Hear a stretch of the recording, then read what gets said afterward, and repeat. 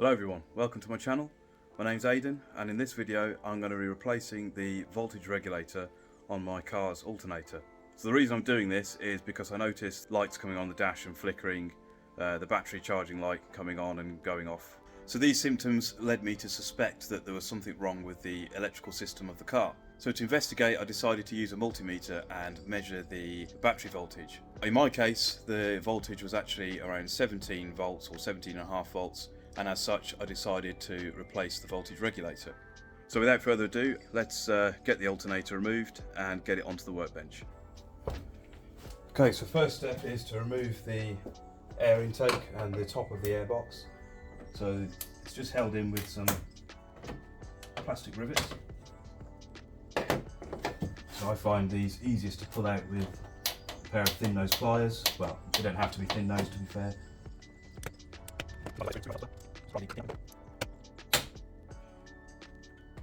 Now we just undo the clips that hold the top of the airbox to the bottom,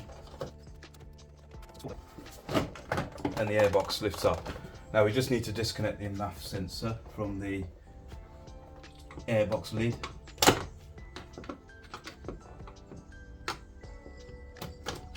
And that's just two clips either side. Now we can put this somewhere safe. Next step is to remove the bottom part of the airbox. So that's just held on with two 10mm hex head screws.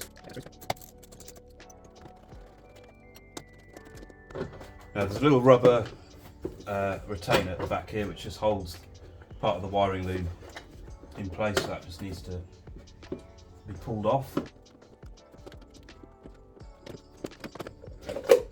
And that's the bottom part of the airbox. So I'm going to put that together with the top half just to keep the filter nice and safe and clean. Okay, so now we've got a good view of the alternator, which is just here, but to get the belt off it's easier to remove the radiator fan, and that's actually just held in with one clip and one screw. And it looks like the clip is actually missing on mine, so it's just the screw which is on this side. So there's the screw holding the radiator in place, so I'm going to be removing that. It's a Torx bit. I think it's either a T25 or T27. And we also will need to disconnect the electrical connection here and here. So this one's for the air quality sensor. So this one just unplugs by pressing down the tab and pulling the connector off. Difficult to do one-handed, so I'll do that in a sec. This is the power connector for the radiator fan, so that one also needs to be disconnected. So it's got a tab either side, and you just squeeze them together and unplug like so. So this is the screw here.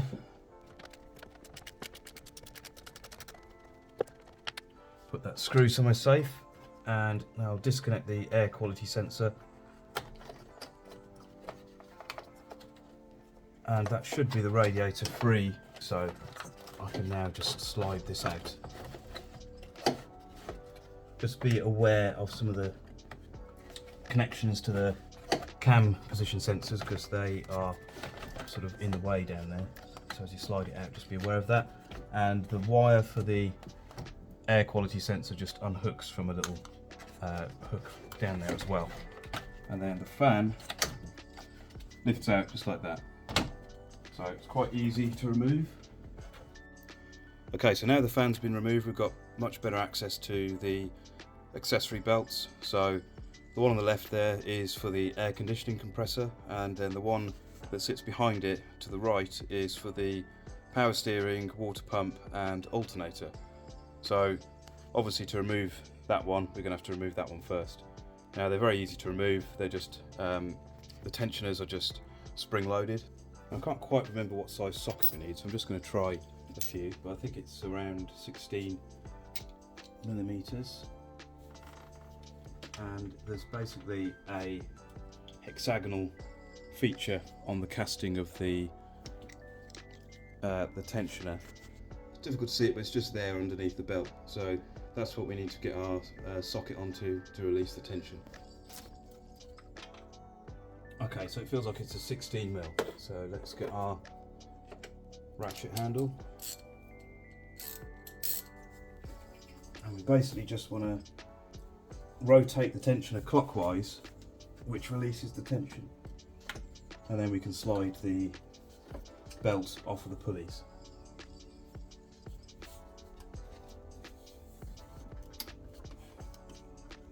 So there's the belt for the air conditioning compressor. Just pop that on the floor out of the way. And now we can do the same on the main accessory drive. So similar situation, we've got a hexagonal feature on the casting there, so we just need to do exactly the same thing. Get our socket on there, rotate it, which will relieve the tension. So I'm just going to do that. I think it should be the same size. Looks like we may need a little extension bar. And then we just rotate and slip the belt off. Of course, if the belt needs changing, this is a good time to do it. I'm not going to, because this belt's reasonably new. So I actually did an engine swap on this car a few years ago. So this is a 3 litre straight 6 engine. It previously had a 2.5 litre straight 6, but that died. And looking at the belt, it does look like it might want changing soon, actually, because we've got a little bit of cracking here and there.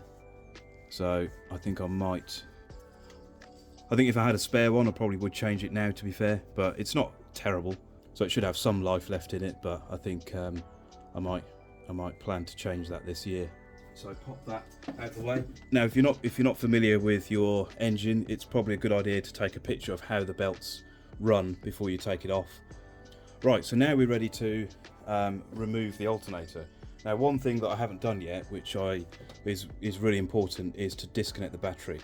And the reason is because the alternator normally has a direct connection to the battery. So of course, if you accidentally touch the connectors with one of your sockets or ratchets, and also touch the engine or another metal part in the engine bay, you could end up creating quite a nasty short circuit, and you don't want to be doing that with car electrics, because as you're probably aware, a car battery can put out an awful lot of current and really cause some serious damage quite quickly if you're not careful. So on a 6-cylinder BMW E46 like this one, the battery is located under the boot floor on the right hand side, and on a touring it's hidden by this little flap here. A saloon or convertible or coupe, you'll have a slightly different arrangement, but the battery is basically in the same location. So what I'll do is I'll disconnect the negative terminal. Okay, so to disconnect the negative, it's very simple. Just using a 10mm socket or spanner.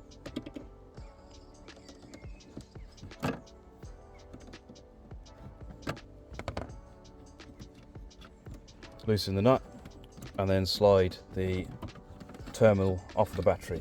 Oh yeah, and a little piece of advice when you get to this point of the process, especially if you've got a touring like me, the boot lock mechanism is completely electronic, so if you've disconnected the battery, you won't be able to open the boot basically. So you'd have to climb in through the car, fold the seats down, try and lift the boot floor up. It's all possible, but it's just a bit of a faff, and that's speaking from experience. Okay, so we're now ready to start disconnecting and removing the alternator.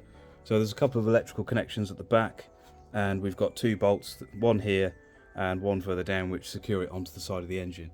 So first I'm just going to try and disconnect the electrical connections, but basically there's one there which is just a sort of standard automotive plug.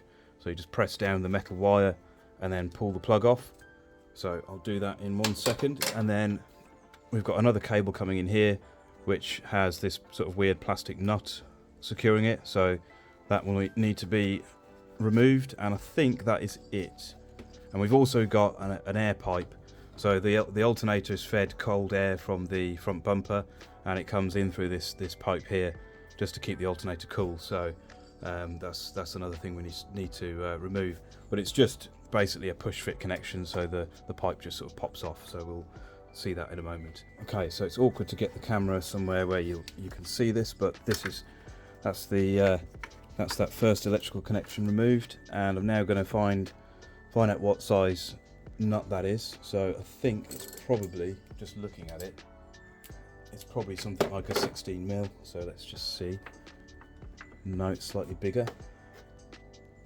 Let's try 18's too big, so it must be 17. Yeah, 17mm. It's quite tight. Okay, so now we've got it loosened, I should be able to undo it by hand. So yeah, it's basically just a plastic covered nut. So I'll put that to one side, remove the cable. So there's the cable that nut was securing. So I think that's, as far as I can feel, those are the only two electrical connections. So next we can just loosen the two, or remove the two bolts that secure the alternator to the engine. So these look like they're probably either a 15 or 16. I can't quite remember. Yeah, 16.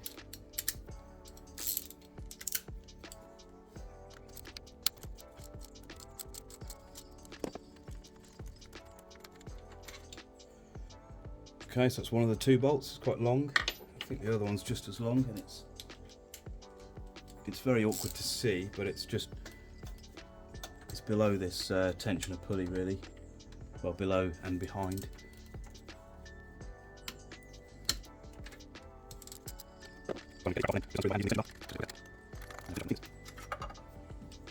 So another long bolt, and I think this one's, so the bottom one is slightly longer than the other, so just something to be aware of. Now the alternator should be completely free to remove. As I say, we just need to be mindful of this air pipe, but I think that should just sort of pop off as we remove the actual alternator. So just sort of giving it a bit of a wiggle.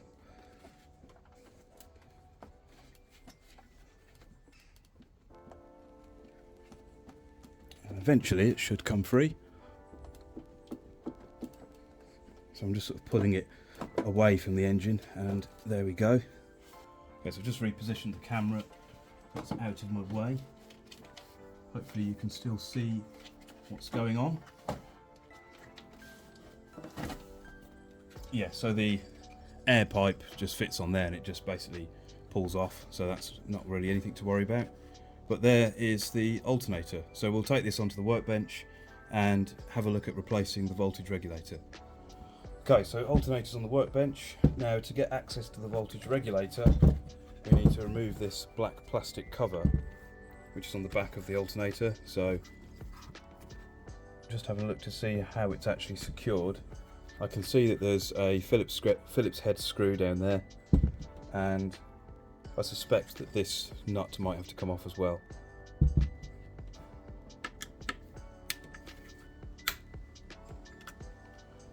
That feels quite tight, so I'm actually, if we look closely, it's actually a hex-headed screw as well as Phillips, so I'm going to use a socket instead, because I don't want to risk chewing the screw up. So that's loosened, and now I'm going to loosen this one, which looks like it's probably a 13 or 14 or something. Yep, so that's a 13 mil. So we'll remove that. It's a bit tight. Now let's just see if this cover will lift off. We might have to remove this one. So this stud is where that other connection goes. So you've basically got a nut, then the electrical connector, and then another nut to secure the electrical connector in place. But yeah, looks like we're going to have to remove that as well, so let's just do that.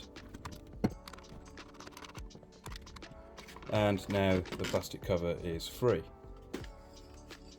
So pop that to one side, and basically this is the voltage regulator unit here. And underneath this part in the middle, we've got two brushes which rub against two slip rings on the armature or the rotor of the alternator. So I'm going to start by removing, it looks like there's two screws here, and then there's another one here which looks like it has an electrical connection underneath it as well. So just be mindful of that. But before I remove it, actually, I'm just going to compare it against the replacement that I've bought. So it looks like this alternator isn't a genuine one, because I think the genuine one is either Valio or Bosch, and I can't see either brand on here, so it's probably a remanufactured OEM equivalent. But yeah, I'm just going to make sure that the voltage regulator I've got is the right part.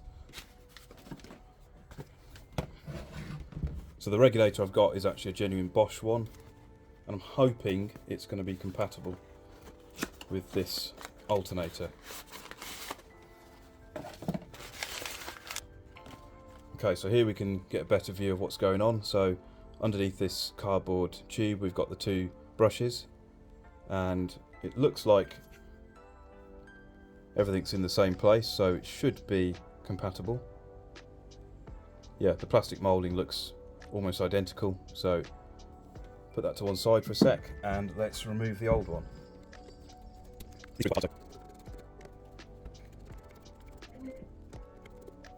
Yeah, so with these two screws removed, it's just this one left, and as I say, we've got a little electrical terminal underneath, so just need to be a little bit careful of that. It's very tight to the point where I'm worried it might strip. Yeah, I'm not happy about that, so I might have to use my impact driver to remove that one, because I don't want to risk stripping the screw head. Very useful tool this for removing stubborn screws.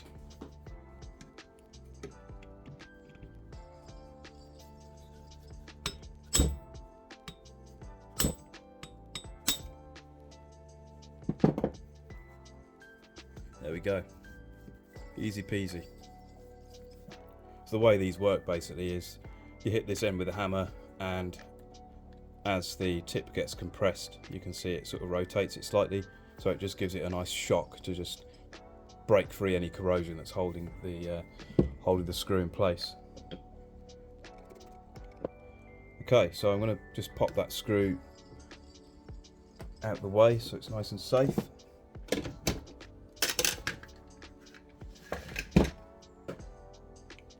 So now we should be able to remove this voltage regulator.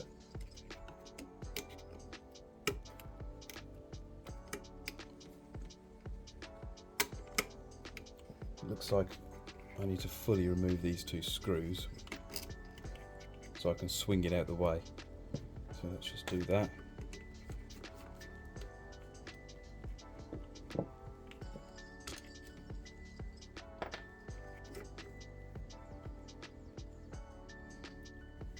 Okay, so that's the old voltage regulator. Interestingly, the brushes look quite healthy, so they look like they've got quite a bit of life left in them. But I think that the failure must have been somewhere internal, because typically when the brushes fail, you just basically don't get any electrical output and your battery stops charging. So here's our new one. So I'm going to remove the protective sleeve, and I would advise of avoiding touching the brushes because you don't want to get any contamination on there. But just quickly, actually, I'm going to pop that back on, and what I'm going to do, or maybe I won't, I'm just going to put it somewhere safe, and we're just going to take a look in there. So these are the slip rings that are on the end of the alternator's shaft. So these connect to the windings of the rotor. So, and basically they just form a electrical connection whilst allowing the rotor to spin. And they look like they're in reasonably good condition. They don't look dirty or discoloured, so that's good, because that was one of my main concerns in doing this repair, was that if the slip rings are damaged or worn, then of course that means that the whole alternator basically needs replacing at that point. I think they can be refurbished, but that's beyond the abilities of most DIY car mechanics, including myself, because I just don't have the equipment to do that. So let's get that back in place. So I'm just going to very carefully slide the brushes into the housing here, and then you'll meet some spring tension because of course the brushes are sprung loaded, and then it should just slide into place like that. And what I'll do is just get these screws in place just to hold it there whilst I counteract the springs. Get a few turns on that one, and then the same with this one.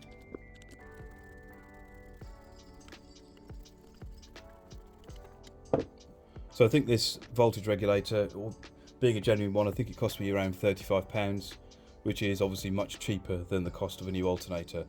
And if there's nothing else wrong with the alternator, then there's no need to replace it basically, because that would just be a waste. And I'm keen on reducing waste wherever possible. So I don't like throwing things away if they can be salvaged or repaired. Okay, so that's the voltage regulator installed. So next step is to, actually there's one other thing that can fail on an alternator which I forgot to check, which is the bearings. So what I'm going to do is just give the pulley a spin and just have a listen.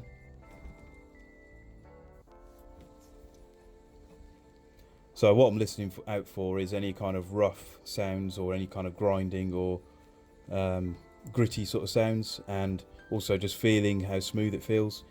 And to be honest, it feels absolutely fine. There's no grinding, no weird noises. There's a slight noise which I think is probably just the brushes, but that's to be expected because obviously it's a sliding part. So yeah, I'm happy that the alternator is fine, apart from obviously the issue that it had with the voltage regulator. So definitely well worth just replacing that part and not the whole thing. Right, so next step is to reinstall the plastic cover.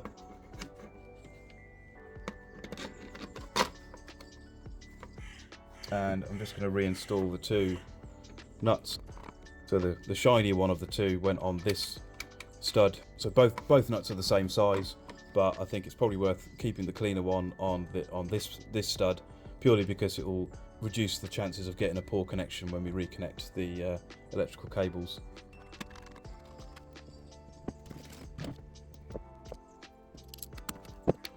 So I'm just going to get them finger tight.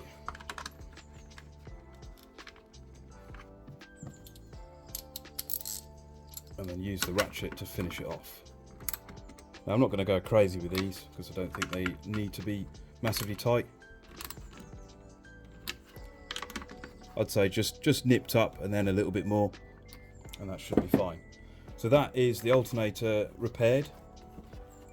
Okay, so next I just need to reinstall this and give it a test. So I'm just going to lower the alternator into place.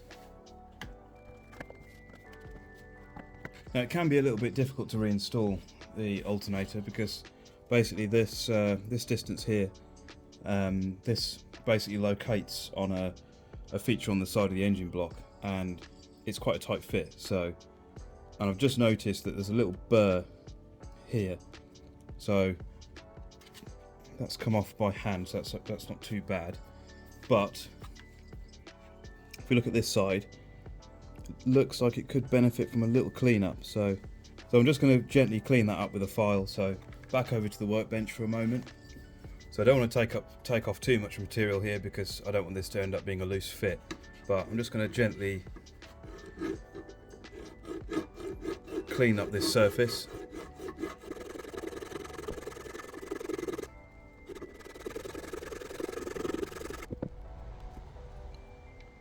So that should have got rid of any high spots from any burrs that might have been there.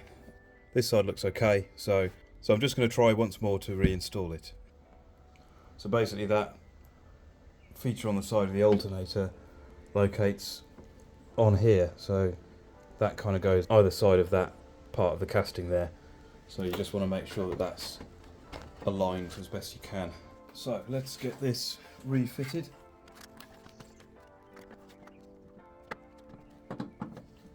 Okay, so that's slotted into place much easier that time.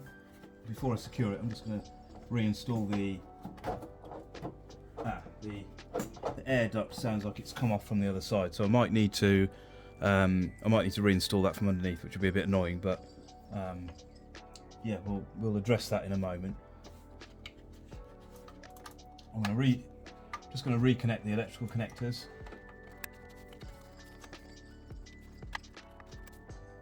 Reinstall our plastic nut on that terminal. So that's the electrical connectors reinstalled. What I'll do is I'll get the alternator secure and then I'll just fully tighten that terminal down. So I'm going to install the top bolt first, which is the shorter one of the two.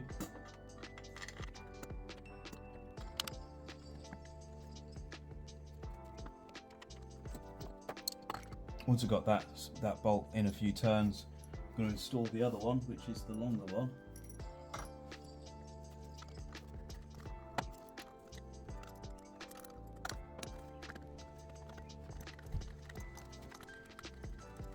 So it's quite awkward because I'm doing it mostly by feel, but eventually I got the bottom bolt in and managed to get it to start threading in.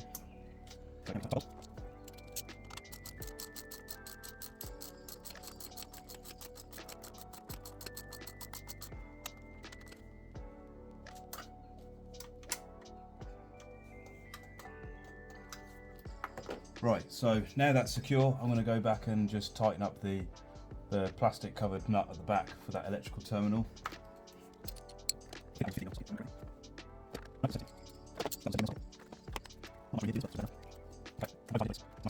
So that's the alternator reinstalled. I'm just going to try and get the air duct back in place because that seems to have popped out. It does literally just sort of pop into place, so it's easy to sort of dislodge it.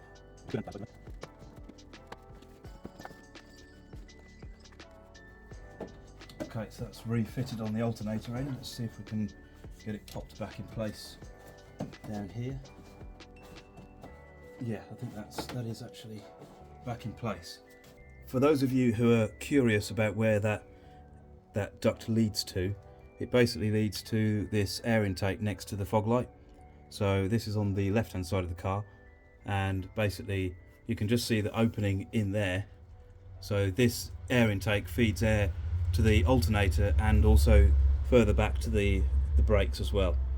Quite a clever little system. How much of a difference it makes for the longevity of the alternator, I don't know. So you can see there's like a kind of gauze in there just to trap debris. So keeping that clear might help your alternator to last a bit longer. So next step is to reinstall the accessory drive belts. So we're starting with the one on the right hand side, which is for the alternator, power steering and water pump. So I'm going to basically start by putting it around the water pump pulley and then feed it onto the alternator pulley as well at the top right hand side as we're looking at it. So from the alternator pulley it comes down onto the power steering pump, and then basically it kind of dips in between the water pump and crank pulley to wrap around the tensioner. So now it's around all of the pulleys apart from the tensioner. So what I'll do next, so I'm just sort of holding it over to the right there, ready for it to slip over the tensioner. So I'm just going to grab my ratchet with my 16mm socket, pop that onto the tensioner. Oops, just watch for that because it will slip off if you're not careful. Now we just swing the tensioner around. What we should do actually is put the socket above the belt. Okay, now we try again. Swing the tensioner around, and whilst you're doing that,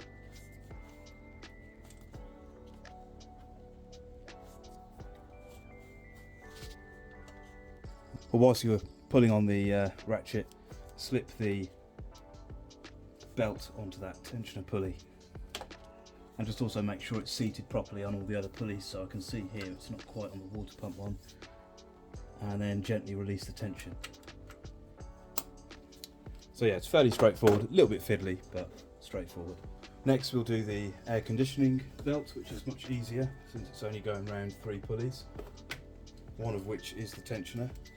Okay, so get it in place on the crank pulley and the air conditioning compressor pulley, and then exactly the same, we just use our socket to relieve the tension, again making sure that the belt's grooves are on the grooves of the pulley. Push down on the tensioner. Once you've got it in place, release the tension, and I'm just going to check to make sure that it's sat properly, and I can feel at the bottom of the crank pulley it's not quite there yet, so I'm just going to release the tension again and sort of reposition the belt. Yeah, that feels better. And what you can do is you could just turn the engine over by hand with a ratchet just to check to make sure that the belts are properly seated. So I might just quickly do that. So I need a bigger socket.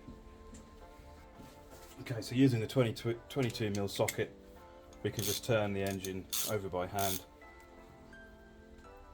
and just watch to see that the belts are seated properly.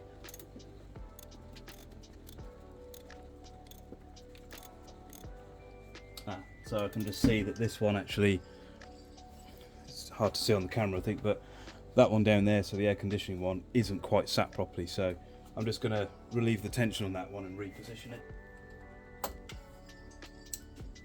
Right, let's keep turning.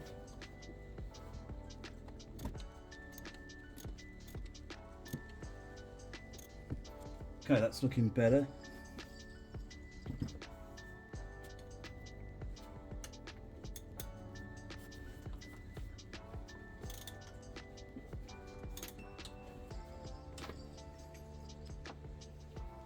Okay, so everything's hooked up. I think what I'll do next is reconnect the battery and just give it a quick test.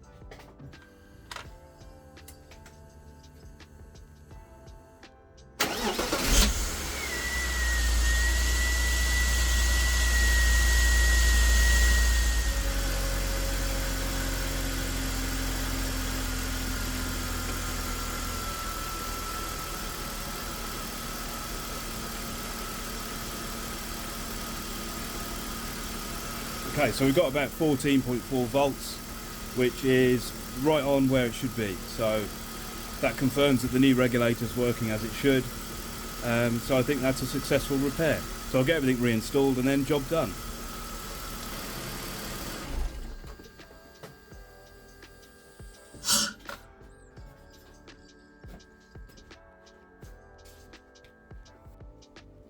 Alright, so as you can see, the engine's running fine. The battery voltage is now around 14.4, 14.3 volts, which is exactly where it should be when the engine's running and when there's no real load. So obviously as you turn on things like lights, etc., the voltage will naturally drop a little bit. But yeah, so I think obviously that confirms that the new voltage regulator is working properly.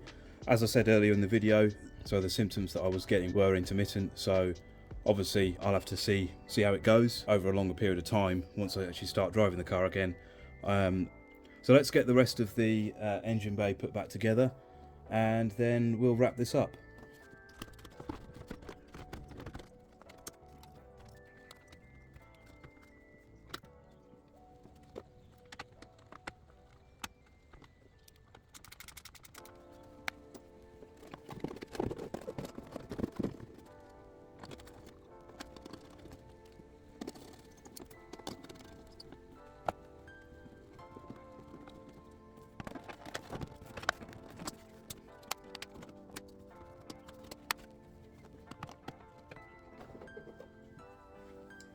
Okay, so the engine bay is now all back together. As you can see, it didn't really take that much time to do this. So next job is to give the car a wash, because as you can see from that view through the bonnet, yeah, it's covered in stuff from trees, because it's been parked under trees for the past couple of weeks whilst it's been waiting for me to get on and do this repair. So I think it's time for a well-deserved wash and then a nice test drive to confirm that everything is working as it should. So that's the end of the video, guys. If you enjoyed it or found it useful, please give it a thumbs up. If you want to see more from me, then make sure you subscribed. Thank you for watching, and I'll hopefully see you in another video.